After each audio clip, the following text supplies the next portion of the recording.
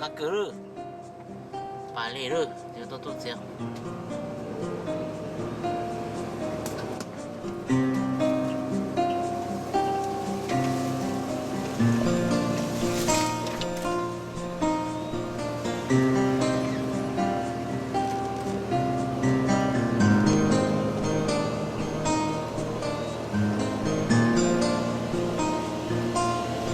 ôi yêu trâu thế rồi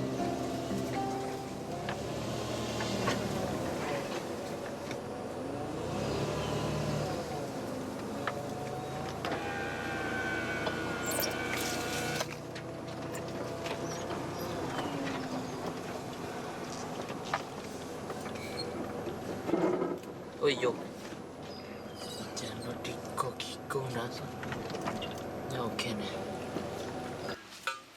nó ư à đại chạy tụm mà luôn nè lúc này lúc xa thì mình thì năng够吃了呢cáiตัวđại chạy tụm mà luôn rồi nó nha cái xí tuần đông nó tất mà để nó họ nhớ đây rồi cho rau mà luôn là chỉ nó ít thế liệu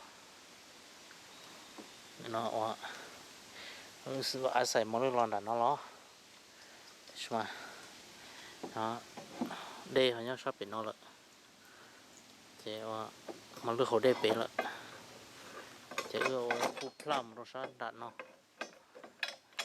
mình chỉ nó đặt nông đặt nó ra đặt nó ra thế là ca chỉ giờ ông nói chỉ thế là nóng cái khó chơi nó nữa thế tôi tôi sống tôi cũng cho nó trôn đông nó là nè không có thằng trôn đông nó cho nó là vì thì giờ trôn đặt cá nó chỉ đen là ít chịu qua thế tôi lòng đột nó chúng ta toàn rồi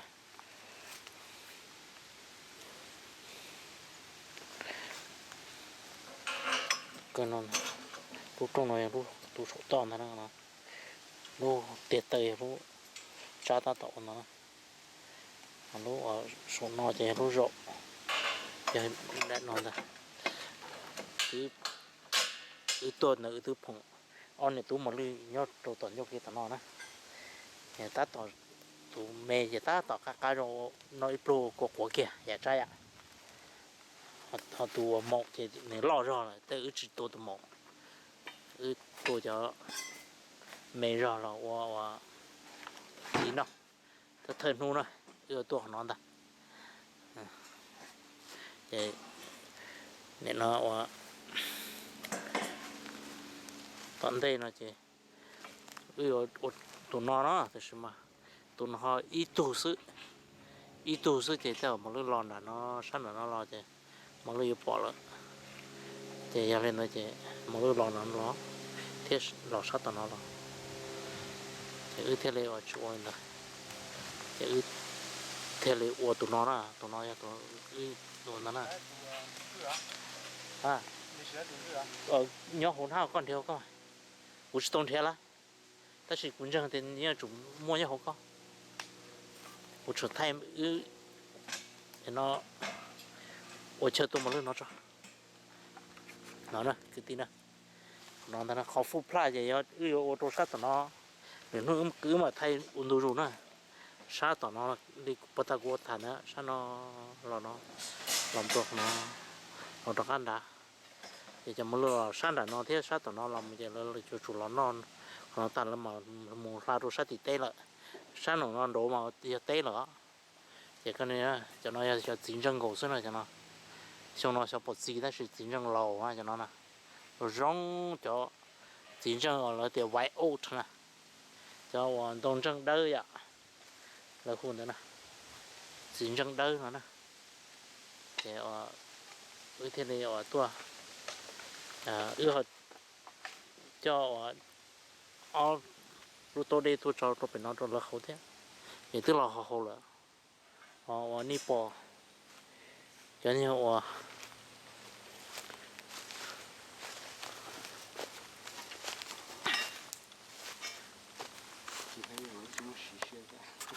chỗ chả yêu này thì ư nhưng sử dụng cần có nữa ta sao mà yếu cho chạy thế thì ư nhưng mà cần có thế cho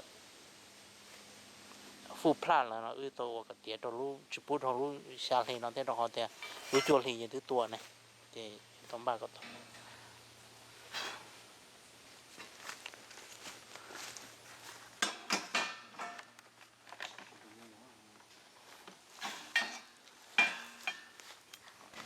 chờ thủ say một say luôn thế à cuốn đi lắm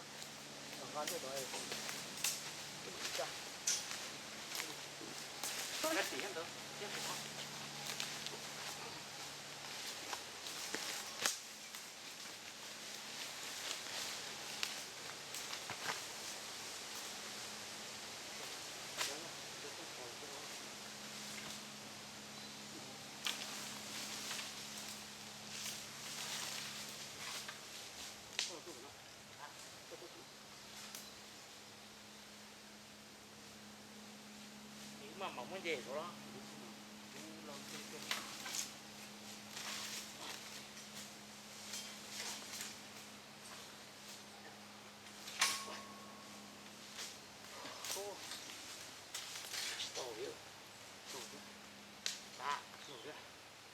cái lòng thấy cái lòng ô thấy cái lòng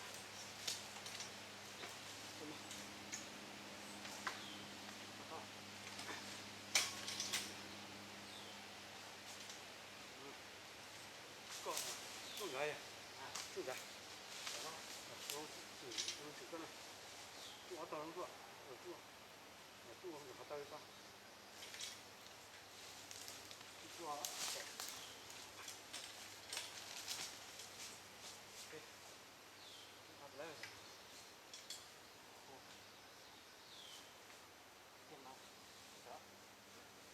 lấy cho lên trên đó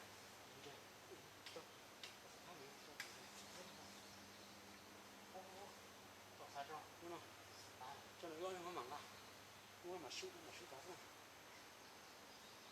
nó cho cái đó đó cái này à chỉ được có sát thấy được không chỉ thấy được có thấy tao nó rất là khó để nhả tao nó có đó thấy tao nó rất over nó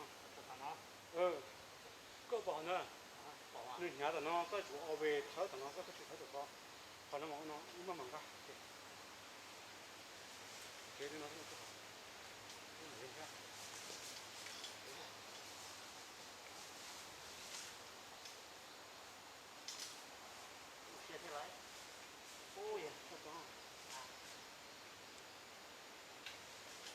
mình gạt tàu cái tàu 우리는 가도록 그리고 야야 저 거기 어느새 축복 거기 말았잖아 진짜 별로 아니고 더 쳐야 돼 속체 대비다 그거 더 조금 더 소야 좋아 좋아 네 이거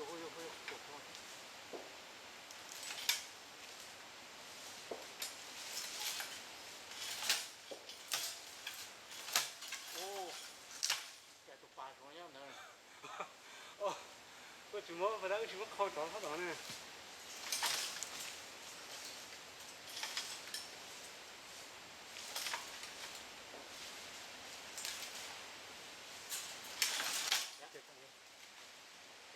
nó mê rồi à cái này nó kính nó bố nó kìa có những cái gì nó nó cái nó hả nó được rồi còn đây nữa còn đây cái còn đây còn đây nữa à cái con nhà được rồi nó trồng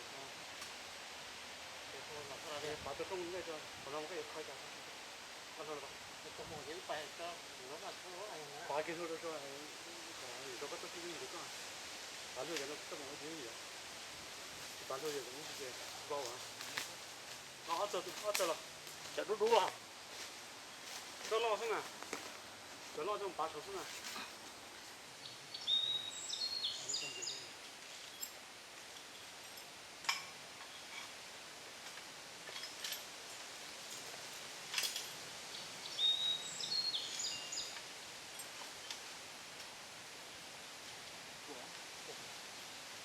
那么可能这个分班，不懂得做事就好，这种摸懂朋友这个有个这个。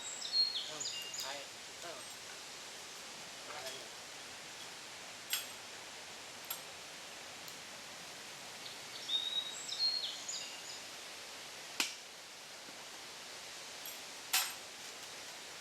我这个经常，我跟人比做上来的。说是什么来？这个车地家。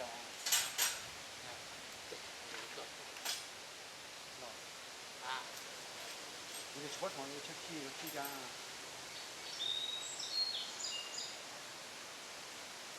我呀，要看到什么个名字啊，好不可啊。没嘛。就是如果到处跑了，当然。好像那的，好盖盖我做，个做我一看你的领导不错，看领导是吗？不要。那可能人就搞得很呀。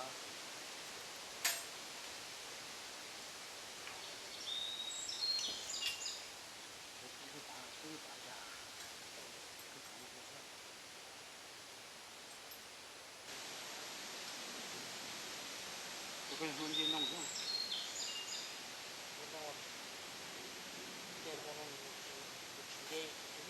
还是不摸，这个吃饭摸脚这脚，出边啊，你全到边拉边上，对不对？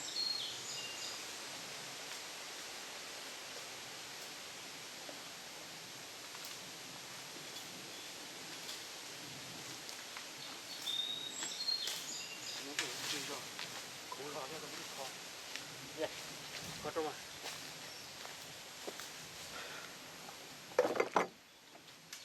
出去哪里了？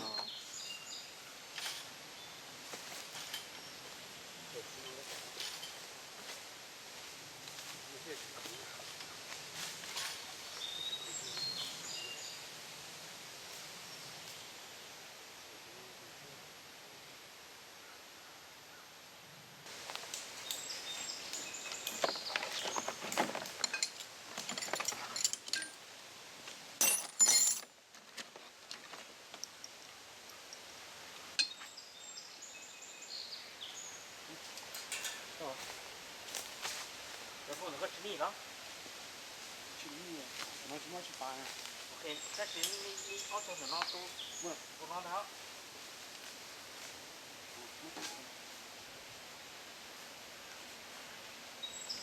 这老人快点啊！不说了。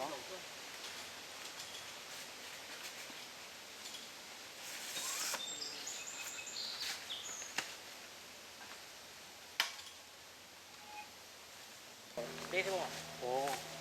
我跟很多，我让他们都不倒保不起，我就不怎么去保，可能去搬上了，就是那种容易保。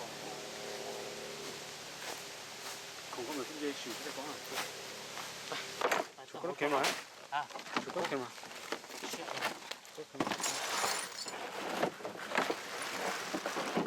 你弄那什么？到那成了，到样弄那。跟就是如果俺掉那试一次不来啊，你说一段专门去个站，你说你到底嘛？哎呀，肉熊那呀，呀，可能那，对什么？二轮肉了，到底是那，但是，小都跌不下那。二轮肉呢，都跑得到，都能低着。低着呀，狗鸡别吃肥，干啥啦？考个是跟些鸡招费事。鸡粥。茶。招啥？是狗屁啊！不用啊。我感觉好等着噻。我等那狗嘛。这小狗好等着噻。有的要不吃肥，有的那个吃肥了。没吃肥呢，一个我等那个点高肥呀。白肥是那个白肥高肥，这狗肥是。狗肥是，狗肥就用那么个个。我等着噻。就多着啥的那天，多着呢。OK 嘛呀，这个路呢个么我都等待那个呢。不搞我做我是过路啊，我说你个那。我那是哈。过路嘛，我搞主要他找去他找个背后找了，我跟他去找了去帮了。OK。有人这个嘛嘞，我蹲铁啥别嘛。OK。到那了，嘛，这这边摸的这。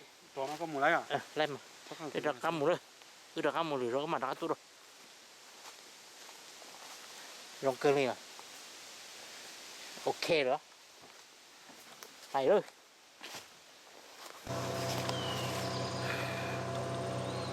nó tua đó nó cứ tua và mua đại tế nó số nữa mua đại tế rau trong một lươn nọ nữa tí nữa nó lú gì thế là thì của tôi để nó lúc nào một nữa lúc nào một thì nó cho ít khó rồi của trong rồi trôi xuống một lươn bắn nọ nữa một lươn nọ chỉ tôi bao nhiêu tôi tua nữa nữa rau ngay cho rau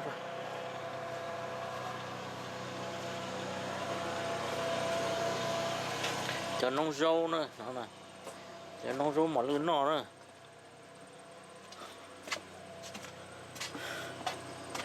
là xí cho nên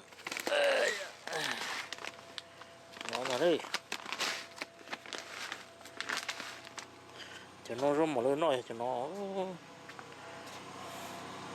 cho bỏ vô vơi rồi cho nó nè ui nó rồi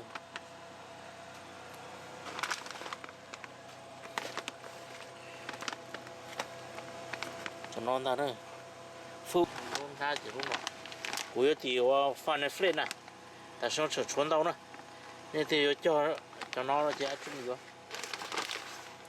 tí nữa rút xe nó rút cho nó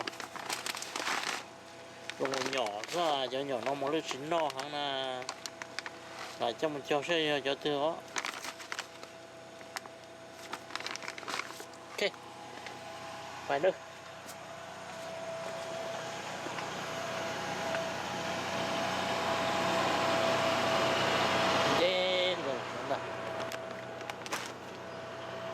dê nó là số to đó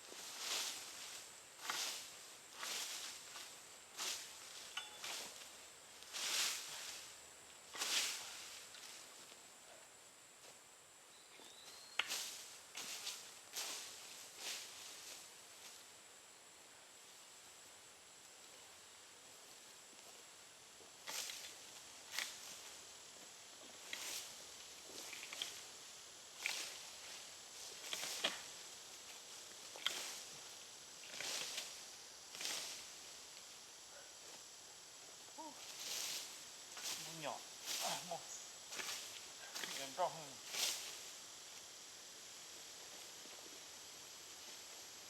số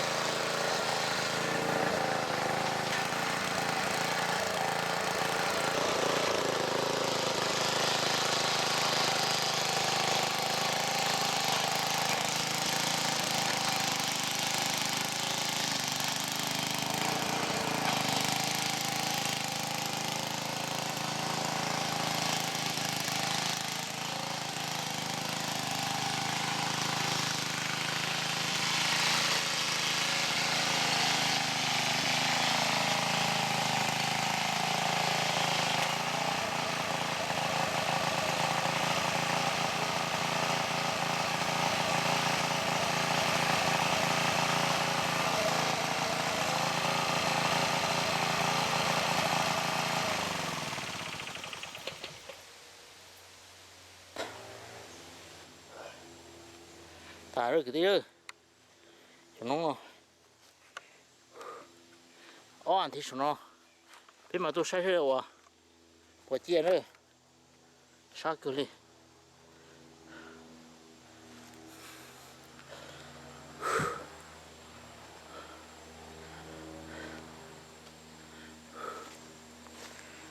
nó này nó chút chi nó thì nó chỉ cho nó ngon ta tí nó cho nó cho nó nè nó cho nó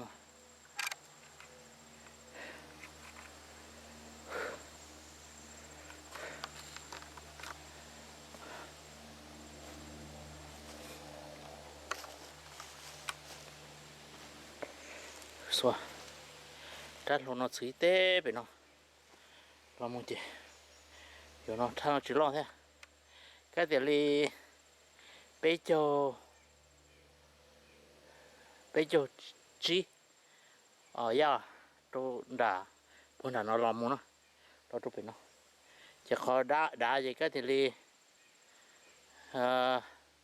tại rồi cổ ya còn nó là tiền nó thì chỉ đã hàng thế nào sử dụng nó sử dụng yếu tố lý giải cho thế bao rồi thật xong bên mông rồi bên mông của sản sinh của này vậy lý giải nó chỉ mà đi thay ông rồi làm thật rồi thầu thì nó chọn nó lo tua thay số bộ lo liều hậu YouTube rồi cho nó qua hôm nay thì mà lưu lòn đã lòn thôi mà lưu lòn đã là cái sát tụi nó nè sát tụi nó ta chiều nó là nó cù lò thế họ sát tụi nó là cù lò thế thì mà chỉ sơ thì chơi lấy lò có thứ lò đi được nếu lúc chơi đây là tôm mà lưu nhắc số này nhắc số tứ tỏ là lò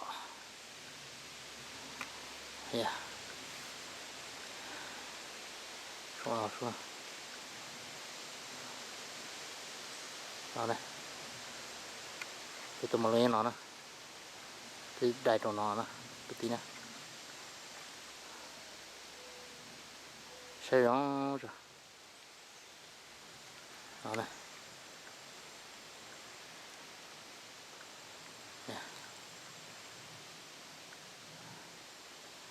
thì tôi gì nó cho họ thả là nó cá tiền đi để bây giờ chỉ à nè bây giờ chỉ à crossbow thế nó chỉ ta tao trộn đó nó số ba nữa số ba cho apple nữa thế chestnut nữa đó tôi rồi nó nữa cho nó nè lúc chơi này lúc chơi vào bây giờ tôi mới nè nó nè I think you ngáp tôi bị tôi chỉ ngáp bị tôi nói cho mày nha ngay cho nó ít trong rồi nó nữa ít cái sai con nào nó thì nó xóa vào nó nữa lấy cho nó nữa nó ta bố thì bỏ vô bố đi chả nữa cái gì mà pretty heavy right so how many can you carry? I can carry maybe 3 or 4. Oh man, then we have to make 3 trips. Okay. It's too heavy. Yeah. So, cho xe rồi nó chỉ nhớ nó mà, ngay cho kỳ rồi. Rồi có đến nào nè, cho ước ngay tôm rồi. Yeah. Oh, just. Nó to nó nữa. Ra cho bà nó mà.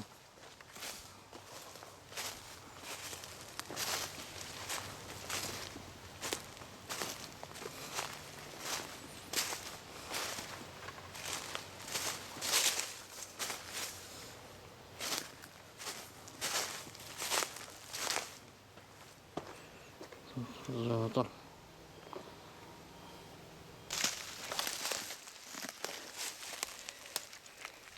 Ít cha nó rớt nó nè. Luôn vậy ít cha nó rồi xứ. Rồi cho nó. Lạo nó tôi sẽ dùng chả nữa. Nó sợ đủ nó xuống nè. Mê. จะเปิดเว้ยเนี่ยหลาซะหลังก็เจ้าวะเนี่ย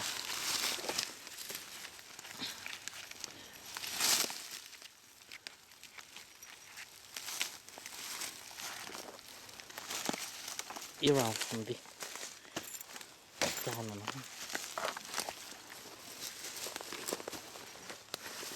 เนี่ย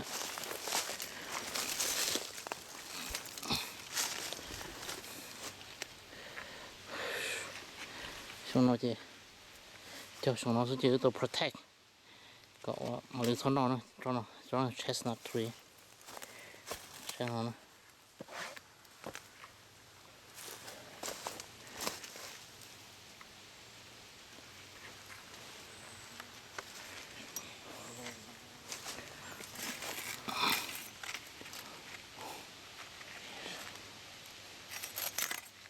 呀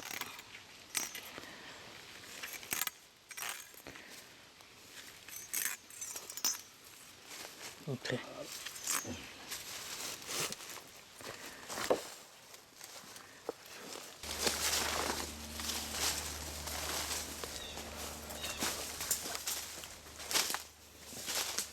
装哪的？OK，找到了。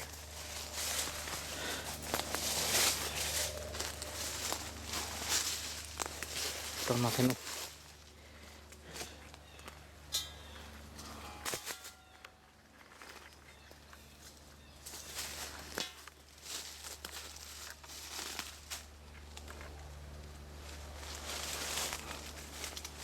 ？chúng nó có tổ đen đủ rộng gì spray further và có cho leave nữa further nè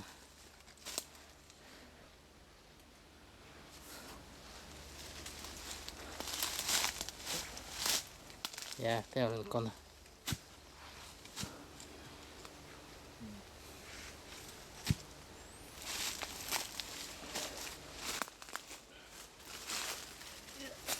chỉ tao có rất là once 能够摆着好 OK 嘛。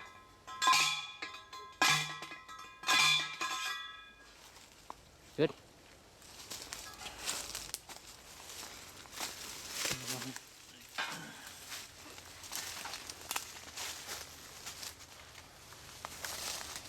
Yeah. Yeah, that's good.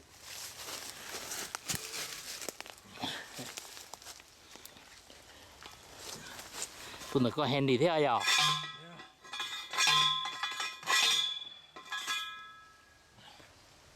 Rửa bị không? Yeah. Ừ, cần hả?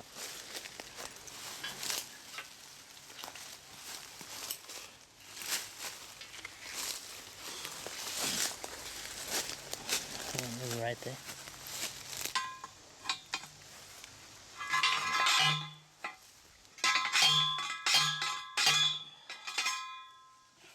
Good. A little more. Yeah. Okay. Good. Tụi nó có gì nó có tay kia phải không? Yeah, right there. Yeah.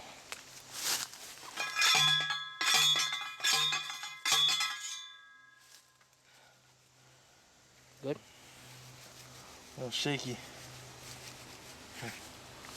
Nó được không?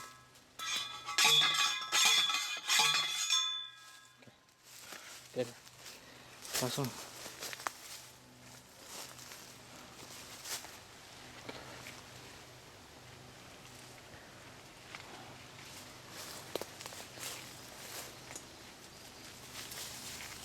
À, có tàu nữa chẳng?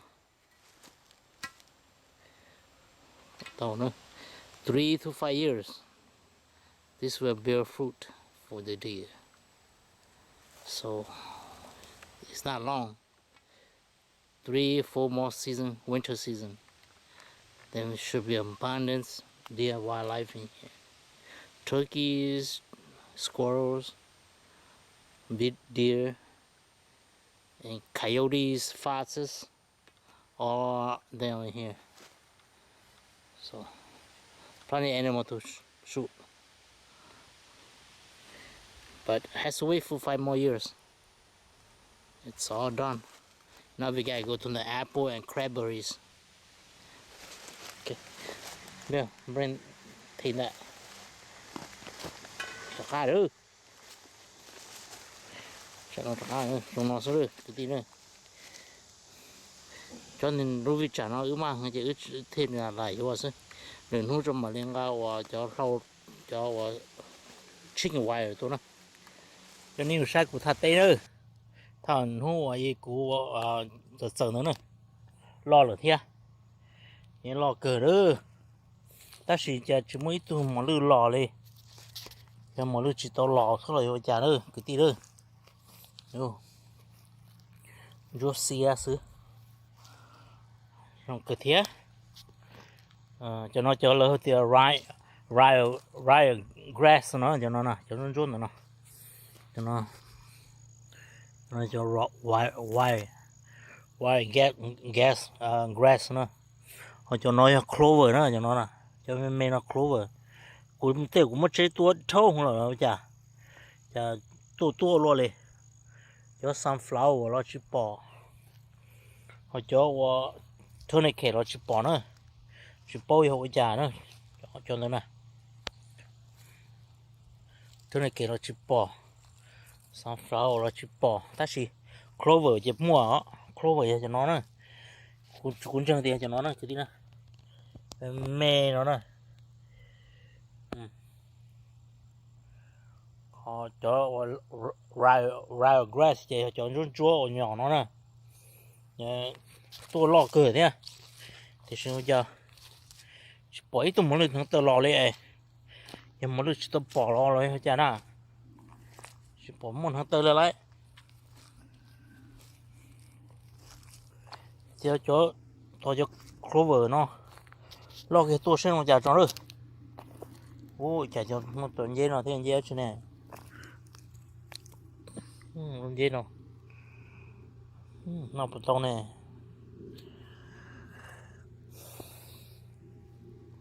Rong cờ nữa, cứ tí nữa. Ta sẽ chả vô à. Chứ cũng mất chế tua hơn thế vô nào chả nữa. Chỉ tao mới tụi nó tao mà lưu lò tru đi. Chỉ tao mới mà lưu nồi nữa cho nó nè. Cứ tí nữa sai nữa. Rong cờ. Chúng nó chế tao lấy chào lời tôi. Giờ mua mà lưu tia chế. Thế mà lưu nồi chế tôi tua nữa. Ý còn như mày nó xứ.